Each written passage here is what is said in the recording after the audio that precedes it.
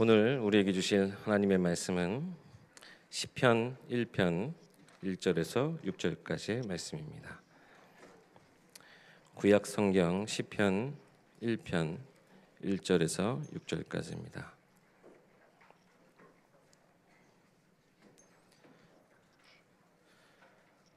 제가 봉독하겠습니다. 복 있는 사람은 악인들의 꾀를 따르지 아니하며 죄인들의 길에 서지 아니하며 오만한 자들의 자리에 앉지 아니하고 오직 여호와의 율법을 즐거워하여 그의 율법을 주야로 묵상하는도다. 그는 시냇가에 심은 나무가 철을 따라 열매를 맺으며 그 잎사귀가 마르지 아니함 같으니 그가 하는 모든 일이 다 형통하리로다. 악인들은 그렇지 아니하며 오직 바람에 나는 겨와 같도다. 그러므로 악인들은 심판을 견디지 못하며 죄인들이 의인들의 모임에 들지 못하리로다. 무릇 의인들의 길은 여호와께서 인정하시나 악인들의 길은 망하리로다. 아멘. 나를 바꾸는 말씀 묵상이라는 제목으로 말씀 주실 때 큰 은혜 받으시기 바랍니다.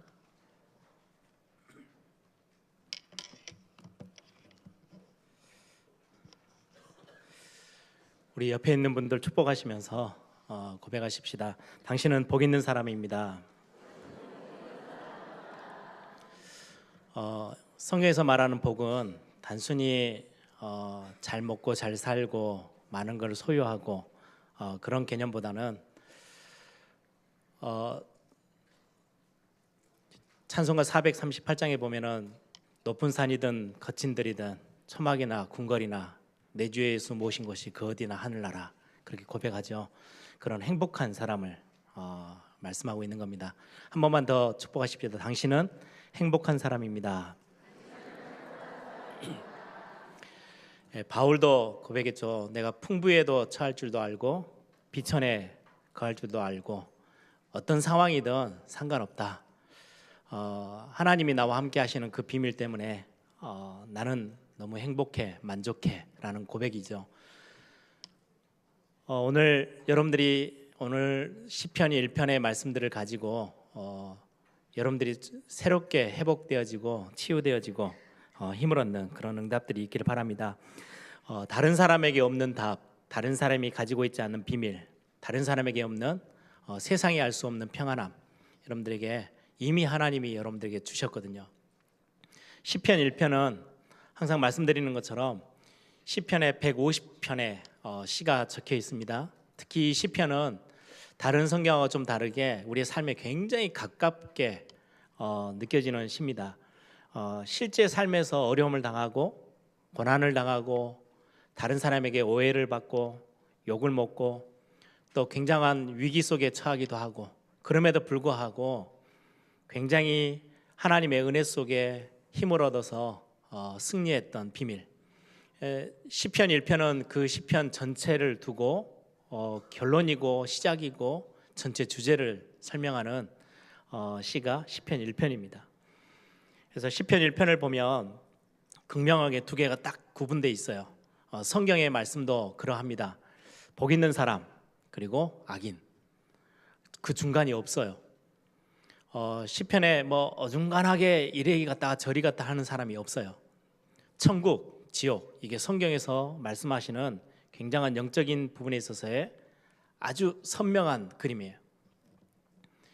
천국을 소망해서 가지고 있는, 천국의 비밀과 축복을 가지고 있는 사람, 아니면 지옥, 이 둘 중에 하나지 중간에서 어중간히 있다가 뭐 널뛰기 하듯이 이리 갔다 저리 갔다 할 수 없어요.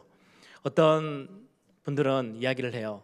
연옥이라는 곳에 딱 들어가 있다가 후대들이 헌금을 좀 많이 하고 교회를 위해서 열심히 살고 뭐 선행을 행하면 부모들이 갑자기 천국으로 딱 가고, 그러지 못하면 지옥으로 가고.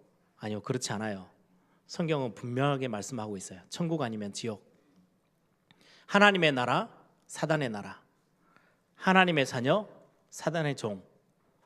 분명해요. 정확하게 나뉘어져 있어요. 구원받은 자, 구원받지 못한 자. 언약의 여정을 걸어가는 자, 멸망의 여정을 걸어가는 자. 중간 길이 없거든요. 언약의 여정은 아무리 힘들고 무너져 있는 것처럼 보여도 언약의 여정이라는 그 길 가운데로 부르심을 받은 자들은 끝이 굉장한 응답과 축복으로 끝나는 거고요. 세상에서 굉장히 알아주는 명예와 권세와 부와 모든 걸 다 갖추고 있어도 멸망의 여정을 걷게 되어지는 그 시간, 우리는 전도할 때 쓰는 단어죠. 불신자 상태 6가지. 그 영적 상태에 들어가 있으면 제 아무리 뭔가를 다 덮어 써도요, 결국 결론은 멸망으로 끝나는 거예요. 성경은 극명하게 딱 갈려서 나뉘어요. 성경에서 인물들을 비교할 때도 아주 뚜렷하게 나누죠. 야곱이라는 인물, 에서라는 인물. 세상적으로 보면 에서는 굉장히 뛰어난 인물입니다. 생긴 것도 그렇고 용맹하고 사냥도 잘하고, 그 당시에 사냥을 잘하는 것은 능력자예요. 그런데 완전히 딱 갈려요. 야곱과 에서. 뿐만 아니라 다윗과 사울 왕 달라요. 완전 다른 길을 걸어가요. 사무엘이라는 굉장히 예를 들면 홀로 외로움을 많이 겪었을 만한 사무엘이라는 사람, 그런데도 거기와 정반대의 영적 상태를 가지고 결국은 완전 실패자로 인생을 마감한 엘리 제사장의 두 아들들. 이게 분명하게 딱 나눠요. 동시대의 사람들인데도 성경은 분명하게 말씀하고 있죠. 여러분들, 중요한 우리 인생 가운데 복 있는 사람, 이거를요, 하나님이 교회를 다니면서 신앙생활을 하면서 10년을 내가 지켜볼 거야. 그래서 열심히 뛰어와. 그걸 보고 복 있는 사람으로 이제 너를 축복해 줄게. 그게 아니에요. 처음부터 하나님이요, 우리에게 은혜를 주시고 선언하셨어요. 너는 복 있는 사람, 너는 복의 근원. 아브라함을 하나님이 부르셔서 우상 만드는 가문이잖아요. 자기 조상들, 자기 부모님들이 우상 만드는 걸 보면서 자라왔던 아브라함인데요, 하나님의 부르심 앞에 순종했을 때 그거를 의로 여기시고 아브라함을 의인으로, 아브라함을 복의 근원으로 칭하셨어요. 아예 선언하셨어요. 은혜의 선언이에요. 저와 여러분이 절대로 죄에 이기지도 못하고 재앙을 넘어서지도 못하고 사단의 권세, 죽음의 권세 절대 못 넘어서는 걸 알고 하나님이 그 문제 해결할 수 있는 그리스도를 우리 앞에 딱 두셨어요. 이 그리스도 앞에 서는 모든 사람들을 하나님은 은혜로 뭐라고 선언하시느냐? 너는 복 있는 사람, 너는 의인, 너는 복의 근원, 너는 하나님의 자녀. 그렇게 하나님은 선언하세요. 그게 얼마나 큰 축복인지 몰라요. 저와 여러분은 그 선언 앞에 당당하게 서 있는 하나님의 자녀들입니다. 저와 여러분의 삶을 보고 이러쿵저러쿵 하나님이 그걸 가지고 평가하시는 게 아니고요, 어떤 모습이든 상관없어. 왜요? 어떤 모습이든 죄인이거든요. 우리 지난주 산부 예배 때도 말씀 나누고 오늘 또 같이 나눌 거지만은 모든 사람이 죄를 범했어요. 하나님 앞에서는 의인이 한 명도 없어요. 그런데 그리스도 앞에 서는 모든 사람, 하나님은요, 너는 복 있는 사람이야 라고 선언하고 시작하세요. 그래서 오늘 시편 전체의 주제죠. 어떻게 하면은 복 있는 사람으로 설 수 있을까요가 아니고요, 하나님은 선언부터 하시고 시작하셨어요.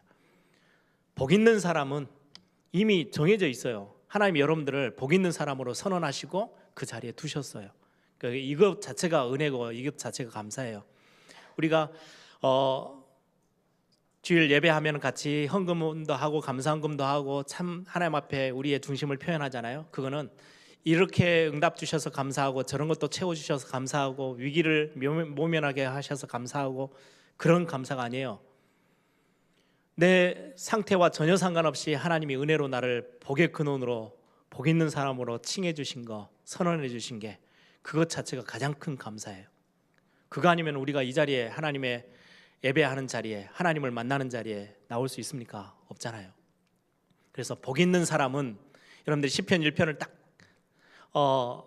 읽든 암송하시든 이것 자체가요, 우리에게는 최고의 감사의 제목이고 은혜의 대목이에요. 아, 하나님 나를 복의 근원으로, 복 있는 사람으로 나를 부르셨구나. 아무 조건 없이 그리스도 하나 때문에, 그리스도 그분 때문에 나를 복 있는 사람으로 칭하셨구나. 여러분들 그 응답들을 이번 한 주도 마음껏 누리시길 바랍니다. 대신에 복 있는 사람이 가지고 있는 특징이 있어요. 그게 오늘 제목이고 오늘 같이 함께 나눌 말씀입니다. 지난주에 언약의 여정이라는 말씀을 같이 나누면서 이 언약의 여정을 걷는 사람의 굉장한 중요한 특징, 간단하게 딱 그거는 짚고 넘어갔죠. 여호수아에게 가나안 땅 차지하러 가요. 이미 주신 땅이에요. 근데 점령하러 가야 돼요. 많은 렘넌트들이 지금도 이렇게 인터넷에 보면 막 질문을 하더라고요. 하나님이 우리에 대한 미래와 모든 앞으로의 모든 것들을 다 정하셨잖아요. 맞아요. 그러면 하나님이 짝지어 주신 내 사람, 이제 젊은 렘넌트들이 하는 이야기예요. 그것도 정해 놓으셨을까요? 예, 놓으셨어요. 그럼 기다리면 될까요? 아니요. 가나안 땅은 점령하러 들어가야 돼요. 내 발을 밟고 요단강도 건너고 믿음도 고백하고 이런저런 많은 경험들이 필요해요. 우리는 하나님이 딱 무슨 프로그램을 입력해 놓는 로봇 같은 존재들이 아니에요. 하나님과 소통하고 교제하고 나누고 사랑을 나누는 굉장한 존재로 지으셨어요. 단순하게 우리에게 너는 미래에 이런 사람이 될 거야 딱 입력시켜 놓고 걸어가는 게 아니거든요. 그 안에 많은 하나님과의 관계와 질문과 기도와 소통들이 필요한 굉장히 중요한 영적 존재들이에요. 아무튼 하나님이 저와 여러분을 복의 근원, 언약의 여정을 걸어가는 여호수아에게 하나님의 말씀을 붙잡고 좌로나 우로나 치우치지 마. 그게요 언약의 여정을 걸어가는 사람의 특징이거든요. 오늘 복 있는 사람도 마찬가지입니다. 복 있는 사람의 특징, 하나님의 복을 받은 사람의 특징이 뭐냐? 2절에 보니까요, 오직 여호와의 율법을 즐거워하고 하나님의 말씀을 즐거워하고 그 말씀을 주야로 묵상한대요. 이게 복 있는 사람의 굉장히 삶의 근본의 모습입니다. 그러면 하나님의 복을 이미 받았는데 나는 왜 이렇게 잘 안 되어지고 뭔가 잘 안 풀리고 이렇게도 어렵고 하나님이 응답 주시는 걸 잘 모르겠고 딱 하나 놓쳐서 그래요. 여호와의 말씀을 즐거워하고 그 말씀을 주야로 묵상하는 삶을 놓쳐서 이미 와 있는 축복도 내 것으로 만들지 못하고 다 놓치고 사는 것뿐이에요. 그래서 오늘 나를 바꾸는 말씀 묵상 같이 함께 나눠보려고 합니다. 말씀 묵상이라는 거, 여러분들 묵상이라는 단어가 굉장히 좀 독특하고 어려운 단어처럼 보이시죠? 그런데 거의 대부분의 이 묵상과 비슷한 것들요 안 하고 사는 사람들은 아무도 없습니다. 다 합니다. 문제가 왔다. 문제 때문에요. TV 같은 거 가끔 보면 이렇게 흰 천으로 머리에 이렇게 꽉 이렇게 묶고 누워가지고요 하루 종일 며칠 동안 들어 누워가지고요 끙끙 앓는 사람들 있죠. 그 문제는 묵상하고 있는 겁니다. 계속 생각하는 거예요. 그게 이제 점점 도가 넘치고 생각이 넘치잖아요. 심각한 문제 와요. 정신적으로도 굉장한 어려움이 와요. 불안해져요. 잠도 못 자요. 불면증이 거기서 시작하는 거예요. 생각이 생각을 계속 물고 꼬리를 무니까 잠을 잘 수가 없는 거죠. 염려가 찾아오면요, 염려라는 거는 당연히 살다 보면 우리 인생에게는 당연히 있는 거예요. 고난도 오고 문제도 오고 위기도 와요. 그런데 그 문제를 계속해서 그 문제에 빠져서 그 문제 앞에 머물러 있으면 그는 인생은 완전히 무너지는 거예요. 거기서 낙심도 되어지고 거기서 실패도 경험해요. 다른 거, 틀린 거, 실패할 거 거기에 여러분들이 멈춰 서 있지 마시고 말씀을 묵상하라고 성경은 우리에게 말씀하고 있습니다. 복 있는 사람은 뭐 하느냐? 염려를 묵상하는 게 아니고요, 염려 앞에 머물러 있는 게 아니고 염려할 상황에 말씀을 붙잡는 거예요. 문제가 왔어요. 그 문제 앞에서 서서 망설이고 계속해서 시간을 보내는 게 아니고 문제가 왔을 때 어디 앞에 선다고요? 말씀 앞에 머물러 선다고요. 그게 복 있는 사람의 특징이에요. 말씀을 묵상하는 거예요. 여러분들에게 심각한 위기가 왔어요. 위기를 계속해서 생각하고 또 생각하면요 생각이 너무 넘쳐서 심각하게 문제가 와요. 위기 앞에 머물러 서 있는 게 아니고 말씀에 앞에 머물러서 묵상을 하는 거예요. 그게 하나님의 복을 받은 복 있는 사람의 특징입니다. 왜 이렇게 말씀을 묵상하면 어마어마한 응답이 따라옵니까? 여러분들 잘 아시죠? 히브리서 4장 12절 하나님의 말씀은 살았고 운동력이 있어요. 여러분, 말씀으로 하나님이 이 땅을 창조하셨거든요. 살아있는 생명력을 가지고 있는 우리 인간만이라도요 이 말의 권세가 어마어마해요. 여러분들 자녀에게요 계속해서 저주를 퍼부으면요, 여러분들 자녀들은 완전히 망해버립니다. 조금 부족하고 연약하게 보여도요, 칭찬해주고 힘주고 굉장히 자존감을 세워주고 계속해서 부모가 그걸 하면요, 어느 순간에 그 아이들은요 굉장히 위대한 인물로 서 있어요. 그게 사람의 말에 힘이에요. 사람의 말에도 힘이 있는데요, 이 땅을 말씀으로 창조하신 하나님의 말씀은 살았고 운동력이 있다. 예전에 제가 일본 사람이 쓴 책이에요. 과학자가 사람의 말에 얼마나 힘이 있는지를 이렇게 증명하려고요, 물을 떠다 놓고 그 물을 며칠 동안 한쪽은 욕을 퍼다 안 좋은 이야기를 계속해서 하고요, 물인데 그냥 우리가 마시는 물, 그런데 한쪽에는 축복해주고 사랑해주고 막 좋은 이야기 해주고, 나중에 그 물의 것들을 검사해봤더니 완전히 극명하게 차이가 나요. 나무를 조그마한 화분을 키우면서도요, 거기다가 한쪽은 굉장히 안 좋은 말들을 계속 쏟아붓고 한쪽은 정말 좋은 말로만, 그랬더니 한쪽 나무는 완전히 죽어버리고요, 한쪽 나무는요 굉장히 튼튼하게 자라요. 예, 사람의 말에도 그렇게 힘이 있어요. 어떤 말을 듣고 자라느냐 달라요. 그런데 창조주 하나님, 만왕의 왕 되신 그분의 말씀, 이거는 어마어마한 능력입니다. 그래서 하나님의 말씀은 살았고 운동력이 있어서 우리가 도저히 손도 대지 못하는 혼, 영혼에도 영향을 미치고요, 관절과 골수를 다 찔러 쪼갤 만한 어마어마한 능력이 있는 게 하나님의 말씀이라고 성경에서 우리에게 고백하고 있어요. 이 말씀을 묵상하는 거예요. 그래서 복 있는 사람의 비밀이죠. 아니, 저 사람은 왜 저렇게 위기를 만나고 어려움을 당하는데 시편 전체 망할 것 같은데 왜 망하지 않고 승리했지? 예, 말씀 묵상에 힘이 있습니다. 그래서 다윗은 고백해요. 내가 굉장히 위기 가운데서 힘을 얻고 승리하기 위해서 내가 새벽을 깨워서 새벽에 일어나서 하나님의 말씀을 붙잡았대요. 예, 그게 시편 저자들의 동일한 고백들이었어요. 요한복음 1장 1절에 보면요, 하나님의 말씀이 있는데 그 말씀 자체가 곧 영이신 하나님이시래요. 그래서 여러분들이 말씀을 묵상한다는 거는요, 하나님을 직접 여러분들이 대면하는 거와 똑같아요. 어마어마한 힘이에요. 제가 삭개오 이야기를 가끔 들려드리죠, 예배할 때. 여러분들이 오늘 예배하러 오셔서 야, 정말 내가 저 예수 그리스도, 저분이 그리스도 되시는 예수님이 맞다면 내가 저분 만나기만 해도 너무 좋을 건데, 그 기대감 때문에요 뽕나무에 올라갔는데 그 예수님이요 삭개오 앞에 서셨어요. 그러면 그 인생의 문제는 그것으로 끝이 났어요. 완전 해결됐죠. 혈류증 앓는 여인도 마찬가지고요, 바디메오도 마찬가지고요. 여러분들이 말씀을 묵상하는 그 시간이 짧든 길든 상관없어요. 그게 창조자 하나님을 직접 대면하는 그 시간표예요. 어마어마한 시간이죠. 그래서 말씀 묵상은 엄청난 힘입니다. 그래서 에스겔서 37장에 마른 뼈다귀 완전히 다 죽어있는 그 골짜기 앞에 하나님의 말씀을 대언했더니요 군대로 일어났어요. 그게 말씀의 능력이에요. 에스겔서 47장 성전에서부터 폭포수 같은 물이 흘러나온 게 아니에요.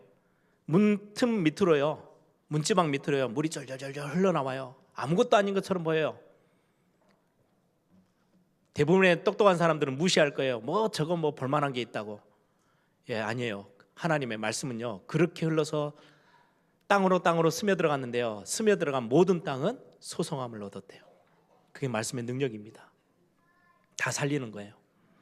그래서 여러분들이 말씀 묵상 좀 많이 생각해 보셔야 돼요. 언약의 여정을 걸어가는 여호수아에게 왜 말씀을 묵상하라고 했을까요?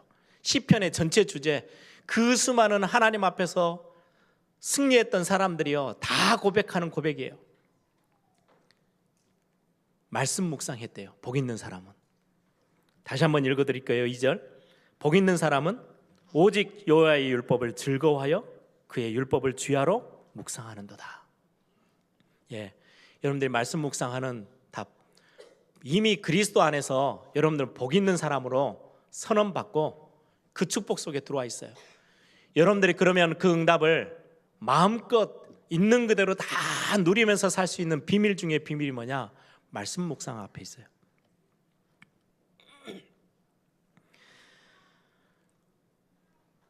어떻게 하면 됩니까? 말씀 묵상을 주야로 묵상하래요. 주야로 묵상한다는 것은 의미가 여러 가지 있는데요. 그 첫 번째는 시간적인 개념도 있죠. 주야, 낮과 밤, 하루 종일이란 말이고요. 매일, 항상, 평생 동안 말씀을 묵상하래요. 제가 우리 렘넌트들 영성합숙 같은 거 하든지 해외 가서 이렇게 가끔 1년에 한두 번 가는 지역에 가면 제가 꼭 그런 질문을 해봅니다. 하나님하고 좀 친하십니까? 그러면요 말뚱말뚱 쳐다봐요. 제가 뒤에 토를 답니다.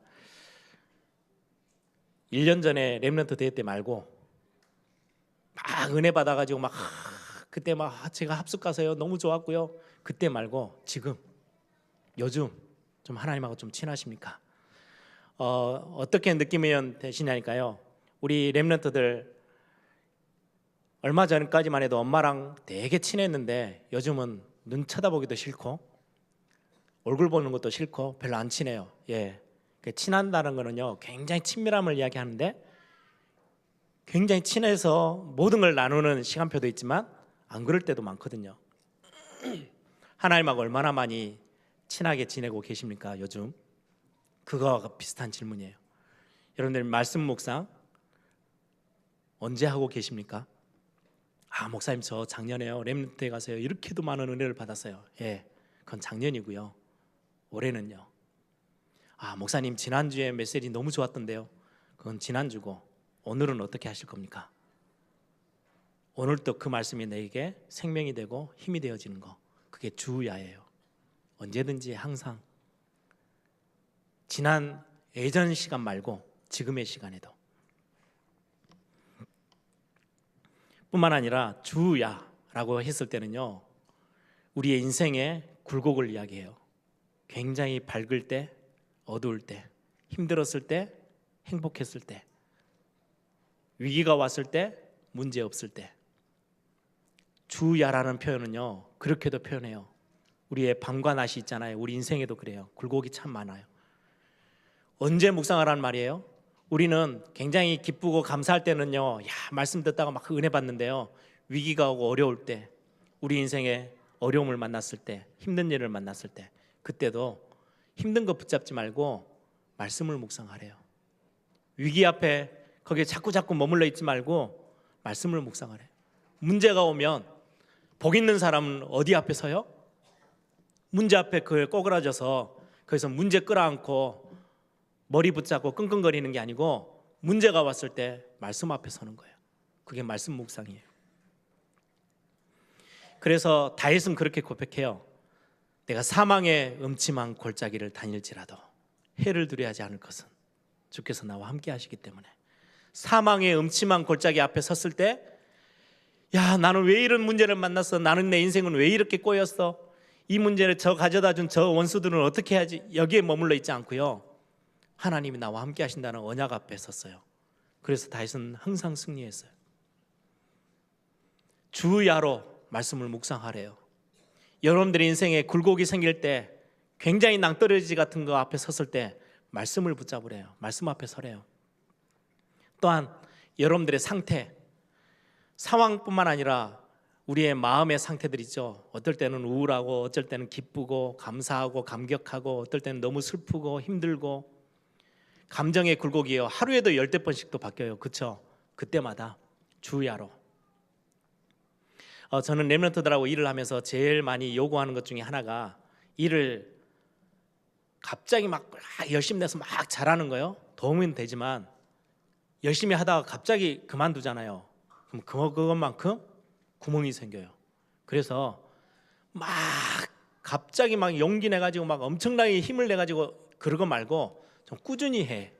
그리고는 아마추어식으로 일하지 말고 좀 프로페셔널하게 일을 좀 해줘 라고 부탁을 해요. 제가 렘넌트 대 같은 경우는 교회하고 좀 다르잖아요. 일단은 목표가 있고 일을 쳐내야 되기 때문에 굉장히 급박하게 막 일을 해 나가는데요, 갑자기 어느 날 일을 막 엄청나게 열심히 하던 친구가요 잠수를 타요. 왜냐니까 마음이 안 좋대요. 감정에 따라서 일을 했다가 안 했다가, 그거는요 굉장히 아마추어식이에요. 막 열심히 뛰다가 부상당하면 그만둬요. 프로들은 어떻게 해요?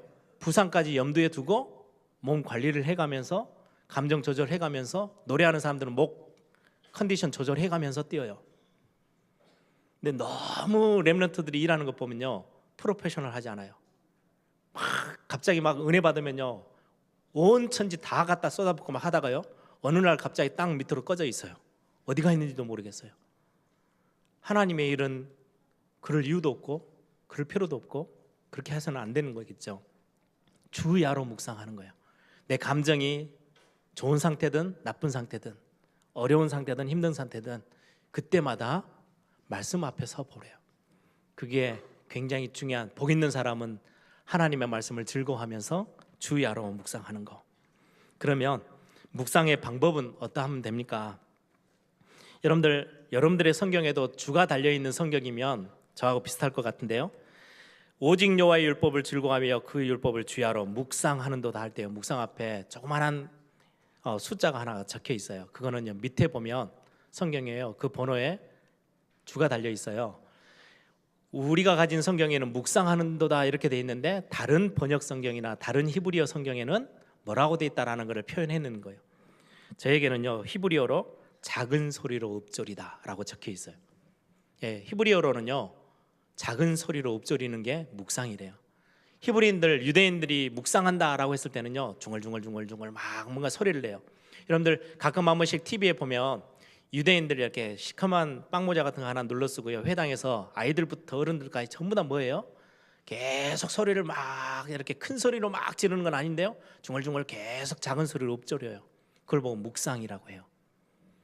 우리는 주로 묵상 그러면요, 다 뭐 조용한 곳에 들어가서요, 양반다리를 하고 앉든 아니면 무릎을 꿇든 다 눈을 감고 소리를 내지 않고 조용히 뭐 생각만으로, 아니요, 그럼 잡생각이 훨씬 더 많이 들어옵니다. 작은 소리로 읊조리는 거, 소리를 내는 거 굉장히 중요해요. 그래서 암송하는 거, 소리를 내서 성경을 읽어보는 거. 여러분들이 우리 교회 이번 올해 미션이 뭐예요? 한 성도 한 다락방. 성경을 암송하는데 제일 빠른 길이 뭔지 아십니까? 막 쓰고 읽고 보다 훨씬 빠른 게요, 남에게 한마디 성경을 여러분들이요 전달하잖아요. 외워져요. 성경 본문 몇 장 몇 절에 이런 말씀 금방 외워져요.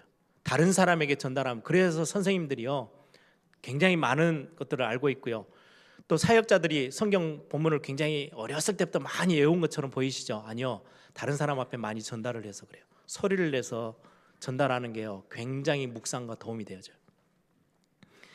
묵상의 특징이 반복하는 겁니다. 작은 소리로 읊조린다는 건요, 계속 반복하면서 소리를 내서 읽는, 암송하는 부분들이거든요. 반복해요. 유대인들이 제일 잘하는 건 암송이에요. 그래서 시편에 많은 시가 써져 있는데요, 시의 어떤 구조가 어떻게 되어 있냐니까요, 외우기 쉽게 되어 있어요. 예전에는 성경을 우리처럼 모든 분이 한 분씩 다 성경책을 들고 다니시는 게 아니고, 한 분씩 다 가지고 있는 게 아니고, 두루마리로 성경이 하나 쓰여져 있으면요 가지고 다닐 수도 없고, 그게 너무너무 그때는 종이가 귀하고 이렇게 쓰는 게 귀해서요 없어요. 그럼 어떻게 해야 돼요? 한번 보고 랍비들이 이야기해 준 거를 외워야 돼요. 그리고 자녀들에게 전달해야 돼요. 그럼 전달할 때는 외워서 전달해야 돼요. 그래서 외우기 쉽게 거의 대부분의 시들이요 어떻게 돼 있냐니까, 우리 한국말로 하면 기억, 니은, 디귿 이렇게 하듯이 알파벳으로 하면요 A, B, C, D. 1절은 A로 시작해요. 2절은 B로 시작해요. 3절은 C로 시작해요. 그래야 이게 빨리 외워지잖아요. 그렇게 하나하나 이렇게 알파벳 순서대로, 히브리어 알파벳 순서대로 C가 적혀 있어요. 암기하기가 훨씬 쉽죠. 이랬다 저랬다 하지 않으니까. 거의 구약의 시들은요 거의 그렇게 돼 있어요. 그래서 그거를 찬양을 외워서 자녀들에게도 전달하고, 가서 같이 함께 찬양하고 고백하고 암기하고 반복해내서 가지고 있는 거, 그게 묵상의 굉장히 특징이고요. 또 하나는 묵상은 전에도 말씀드린 것처럼 머물러 있는 거예요. 말씀이 내 안에 머무르기도 하고요, 내가 말씀 앞에 머물러 서기도 하고요. 그게 묵상의 특징이에요. 우리는 주로 어떻게 합니까? 목사님 지난달에 이 말씀 듣고 너무너무 은혜 받았어요. 그리고 지나가요. 우리는 메시지가 홍수처럼 쏟아지잖아요. 머물러 있지 않고요 지나가 버려요. 머물러 있다라는 거는요, 계속해서 그게 그 말씀이 생각이 나요. 계속해서 그 말씀이 떠올라요. 그게 여러분들의 마음 한 구편에요. 탁 구석에 딱 들어가 있어요. 언제든지 생각나고 언제든지 이 말씀 때문에요. 뭔가 이렇게 여러분들 스스로를 지킬 수 있어요. 예, 그걸 보고 머무르다라고 그래요. 말씀 앞에 여러분들이 지나치지 마세요. 조금이라도 머물러 계시면 굉장히 큰 응답으로 찾아들게 될 겁니다. 음미하다라는 단어도 제가 썼어요. 맛을 느끼는 거예요. 우리 한국 사람들이 제일 안 되는 거죠. 식사 시간 10분 15분이면 다 끝납니다. 그래서 식당들이 돈을 많이 벌어요. 테이블 차려놓으면요 금방금방 손님이 바뀌어 나가요. 왜요? 30분도 안 돼서 식사하시고 빠져나가거든요. 예전에 제가 유럽에 갔더니 어떤 장로님이 저한테 그런 이야기를 하더라고요. 같이 한국 식당을 갔어요. 한국 식당이 몇 개 안 되잖아요. 보통 유럽이나 이런 식당들 가면 저녁 시간이 뭐 5시, 6시부터 시작합니다. 이렇게 하면요 한 테이블에 손님이 한 번 앉고 나면요 끝이래요. 거의 2시간, 3시간을 차지해서 식사를 하고 빠져나가니까 한 번 테이블에 앉으면 그 테이블은 끝이에요. 2번을 거의 가는 경우가 별로 많이 없대요. 그러면 한 식당에 테이블이 10개예요. 그러면 10그룹이 와서 식사를 하고 나면은 그날 저녁은 이제 문을 닫는 거죠. 그래서 한국 사람들이 이제 그 눈치가 빠르잖아요. 그래서 식당을 하시는데 보고를 이제 세금 보고를 그렇게 하는 거예요. 유럽 사람들하고 똑같이. 근데 어느 날 자세히 세무서에서 조사를 하다가 왕창 와서 세금을 때리고 간대요. 한국 식당에 들켜서. 뭐 때문에 들킨지 아세요? 한국 식당은 한 저녁에만 해도 손님이 4-5번씩 한 테이블이 바뀌는데 보고는 한 번으로 보고를 하니까 지켜보는데 냅킨 너무 많이 쓴대요. 왜요? 손님이 계속 갈리잖아요. 아니 손님이 열 테이블에 딱 왔다 가야 되는데 냅킨 수요된 거는요 수십 명의 사람들이 와서 먹고 가는 수요로 빠져나가요. 그래서 세무서에서 와서 한국 식당 딱 지켜보고는 이건 거짓말이라고 바로 세금 때린대요. 그 정도로 한국 사람들은요 식사를요 짧게 하고 가요. 제가 해외 나가면 한국 비행기가 들어오잖아요. 그러면은 한국말도 전혀 할 줄 모르는 분들이 저 멀리 있는 해외 사람들이요 빨리빨리 하도 한국 사람들이 그 빨리빨리를 하고 다녀가지고 음식도 빨리 먹고 짐도 빨리 나르고 그래서 우리 한국도 빠르게 발전했어요. 근데 빠르게 발전하는데요 깊이가 없어요. 왜요? 음미하는 법을 모르거든요. 말씀을 묵상하는 거, 영적인 신앙생활, 응답도 빨리빨리 와야 돼 막. 근데 묵상이란 단어는요 그거 정반대쪽이에요. 굉장히 느린 것처럼 보이지만 깊고 뭔가 중요한 것들이 있어요. 음미하는 거. 또 하나는 되새김질하다. 영어 단어로 묵상이란 단어와 제일 가까운 단어는 되새김질하는 거예요. 소가 아침에 뜯어먹던 풀을요 계속 하루 종일 되새김질합니다. 또 끄집어내서 또 씹고 또 끄집어내서. 그래서 소는 다른 건 먹지 않고 풀만 뜯어먹었는데 몸무게를 1000kg씩 늘려나갑니다. 왜요? 거기에 있는 모든 영양분을 다 뽑아내니까. 그래서 우리 의사들도 그런 말씀을 많이 하잖아요. 30번만 한 번 입에 넣어서 음식을 30번만 씹으면 진짜 건강해질 거라고. 그렇게 거의 안 되죠. 한 번은 제가 중국을 갔더니요 어떤 청년이 그 전에 1년 전에는 살이 이렇게 쪘어요. 막 100kg가 넘어가지고요. 야, 살 좀 빼라 막 이렇게 했는데 그 1년 뒤에 갔더니요 완전히 홀쭉해졌어요. 운동했어? 그랬더니 아니래요. 다이어트해서 안 했대요. 뭐 했냐고 물어봤더니 젓가락으로 밥을 먹는데요. 밥알을 한 5-6개만 그리고는 30번을 씹고 그걸 했더니 1년 만에 살이요 너무 많이 빠져버린 거예요. 다이어트처럼. 아, 저게 의사 선생님들이 하는 말씀이 그게 틀린 게 아니구나라는 생각이 들 만큼 여러분 많이 씹는 거 굉장히 우리에게도 건강하는데요 말씀을 묵상하는 거는 굉장히 중요합니다. 또 반복해보고 또 반복해보고. 그래서 여러분들이 중요한 이 묵상, 또 하나 저는 제 안에 각인시키는 묵상의 방법 중에 하나가요 선포하고 고백하는 거. 저는 그거 참 좋아해요. 말씀을 제 자신에게요 들었던 말씀을 제 자신에게 고백해보고 선포하고 남에게 말씀 전달하는 거하고 똑같은 기능이에요. 여러분들 다락방을 한 곳에 여러분들이 한 군데만이라도 다락방이라는 건 막 성경 공부 이것 말고요 받은 은혜를 여러분들이 오늘 받은 말씀에 은혜 받았던 한 단어라도 한 문장이라도 다른 사람에게 표현해서 말로 전달해보고 글로 전달해보는 거는요 굉장한 묵상의 방법이기도 합니다. 그게 한 성도 한 다락방이라는 의미예요. 내가 그냥 갖고만 있지 않고 전달하는 거. 근데 그거를 여러분들 자신에게 선포해 보세요. 굉장한 힘이 될 겁니다. 그러면 이 말씀 묵상 때문에 내가 바뀌기 시작해요. 어떻게 말입니까? 오늘 3절에 보니까 복 있는 사람은 주야로 하나님의 말씀을 묵상하는 사람인데 그의 인생이 어떻게 바뀌느냐? 시냇가에 심겨진 나무처럼. 원래는 어떻게 살아야 되는지 아세요? 복을 받지 못하고 하나님의 말씀 밖에 벗어나 있는 사람들은 악인은 어떠한데요? 바람에 나는 겨와 같거든요. 시냇가에 심겨진 나무하고는 달라요. 정반대의 모습이에요. 바람에 나는 겨와 같도다. 어떻게 말입니까? 계획도 세웠어요. 자녀들을 향해서, 가정을 향해서, 자기 미래를 향해서 엄청난 뭔가를 준비를 어마어마하게 많이 했어요. 엄청난 애를 쓰고 노력도 많이 했고요. 많은 준비를 했어요. 훅 하고 날아가 버려요. 바람에 나는 겨와 같아요. 계획을 어마어마하게 세웠거든요. 정말 잘 세웠어요. 잘 세웠든 안 세웠든 훅 하고 불면 날아가 버려요. 문제 한 번 오면 훅 하고 없어져 버려요. 바람에 나는 겨와 같아요. 그런데 하나님이 말씀 묵상 앞에 서 있는 복 있는 사람들의 삶을 어떻게 바꾸시느냐? 시냇가에 심겨진 나무처럼. 시절을 쫓아서 예레미야 17장에는요 가뭄의 때에도 뿌리를 시냇가에 내리고 있는 나무는 걱정이 없대요. 왜요? 계속해서 공급받거든요. 하나님이 주신 은혜를 계속해서 공급받는 복 있는 사람, 그 공급받는 길이 뭐예요? 말씀 묵상에 있어요. 그래서 우리는 예배를 중요하게 여깁니다. 하나님의 말씀을 우리가 붙잡을 수 있는 시간이기 때문에.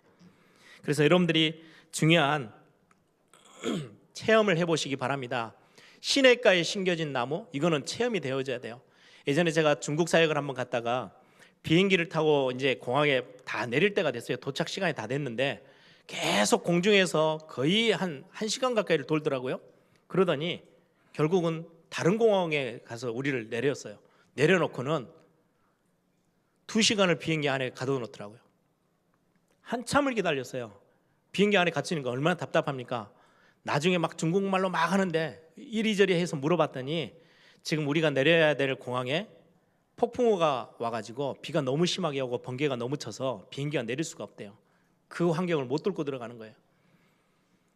세상 사람들의 모든 삶이 그렇습니다. 그 힘 있는 비행기 수백 명을 태우고도요 확 하고 날아가는 그 추진력이 있는 그 비행기가요 환경이 안 좋으니까 못 뚫고 들어가요. 굉장히 뛰어난 사람들 문제가 오고 어려움이 오면요 그것 때문에 주저앉습니다. 근데 복 있는 사람은 그렇지 않대요. 시냇가에 심겨진 나무와 같대요. 문제가 오는데도 내가 사망의 음침한 골짜기를 다닐지라도 해를 두려워하지 않아. 높은 산이든 거친 들이든 초막이나 궁궐이나 내 주 예수 모신 곳은 그 어디나 하늘나라. 그 고백이 나오는 거예요. 바울처럼 내가 궁핍해도 괜찮아, 풍부해도 괜찮아, 어디에든 나는 거할 수 있어. 내게 능력 주시는 자 안에서 내가 모든 거 할 수 있으니까. 이 답들이요 이 말씀 묵상하는 복 있는 사람들에게 주어진 다른 사람이 알지 못하는 답입니다. 이것 가지고 다 승리하고 있었어요. 이 체험이 여러분들이 반드시 있어야 되고요 말씀이 여러분들이 이끌어 나가는 답도 반드시 찾아내셔야 돼요. 꼭 체험해 보셔야 돼요. 에스겔서 47장에 성전에서 흘러나온 물이요 발목에까지 찼어요. 나중에는 무릎에, 그리고는 허리에, 나중에는 헤엄칠 만한 물. 여러분들 이 경험 있으십니까? 예전에 저는 중고등학교 때죠 말씀 듣고요 은혜 받고요 그래 그냥 발목에 차서요 첨벙거리면서 그냥 은혜 받았다 그 정도 수준. 어느 날 물이 허리쯤에 차니까요 못 움직여요. 제가 마음대로 안 되더라고요. 복잡한 생각이 있는데요 말씀 하나 들으면요 제 생각이 바뀌어요. 말씀에 끌려가요. 나중 되면 헤엄칠 만한 물이 돼서 내 안에 말씀이 충만하게 임하면 말씀에 이제 이끌려 다니는 삶이 돼요.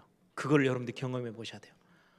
고민 걱정이 너무너무 많았는데 말씀 딱 한 번 듣고 났더니 충만한 삶이 어떻게 되느냐.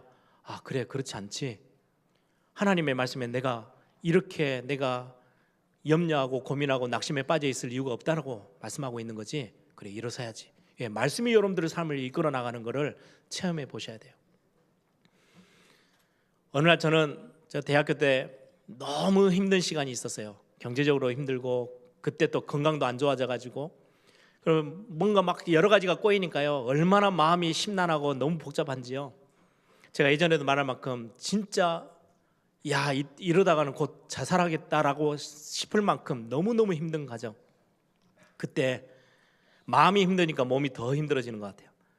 거의 기어가지고요, 성경책을 끄집어내서 그냥 성경 가운데를 그냥 폈어요. 하필이면 시편 18편. 그 말씀 한두 절 있다 제 인생에요, 그렇게도 제가 힘을 얻던 기억이 별로 없어요. 그 순간, 그 짧은 시간인데 1, 2초 상관인데요, 완전히 마음이 회복되어지는 거, 말씀이 나를 이렇게 살리는구나. 예, 여러분들 그 체험 꼭 있으셔야 돼요. 그래서 주야로 묵상하세요. 굴곡이 왔을 때 그때 더 말씀 앞으로 가세요. 문제 붙잡지 마시고. 여러분들이 중요한 이 응답, 여러분들이 살아나면 여러분들 주변에 있는 사람 살리게 됩니다. 그게 하나님의 목표입니다. 복 있는 사람, 복의 근원이라는 거는요, 나 혼자 살고 기분 좋다, 감사하다 하고 감사헌금하고 끝내는 게 아니고, 나 때문에 내 옆에 있는 사람이 살아나요. 나 때문에 내 직장이 살아요. 내 가정이 살아요. 내 지역이 살아요. 내 나라가 살아요. 그게 우리 성경적인 전도운동의 가장 5가지 기초입니다. 나 한 사람이 살면 여러분들 주변에 있는 사람, 가정, 가문, 여러분들의 직장, 여러분들의 지역의 현장 다 살려낼 수 있어요. 나를 바꾸는 말씀 묵상, 여러분들이 반드시 체험하고 누리는 시간들이 되기를 바랍니다. 말씀을 정리합니다. 한 주간 여러분이 작은 소리로 말씀을 읊조리는 시간들을 꼭 가지세요. 제가 산업인들에게는 부탁을 했어요. 잠언은 특징이 31장까지 딱 있어요. 딱 한 달에 우리가 31일을 사는 것처럼. 그래서 그냥 이게 또 뚝뚝 한 장에 한 장이에요. 뚝뚝 떨어져요. 연결되지 않아요. 그래서 중간에 그냥 잊어버리고 있다가 오늘 19일이지 19장을 읽어야지. 아주 좋은 성경이에요. 특히 왜 산업인들에게 읽었으면 좋겠다고 추천했냐, 잠언은 굉장히 지혜서입니다. 사람을 만나고 산업을 해나가는 데 있어서 지혜는요, 하나님이 주신 지혜는 반드시 필요하거든요. 그처럼 여러분들 말씀 대하는 걸 가까이 하세요. 말씀이 여러분들 삶에 딱 중심에 있도록 여러분이 말씀 묵상, 나를 바꾸는 말씀 묵상에 응답을 누리는 한 주간이 꼭 되기를 바랍니다. 함께 기도하겠습니다. 하나님, 이 말씀이 나를 살려내고 내가 말씀을 묵상하는 이 시간이 하나님을 직접 만나 체험하고 대면하는 응답의 시간처럼 하나님, 내가 회복되어지는 시간 되게 하옵소서. 우리 한번 다 같이 한번 통성을 함께 기도합니다. 주님 감사합니다.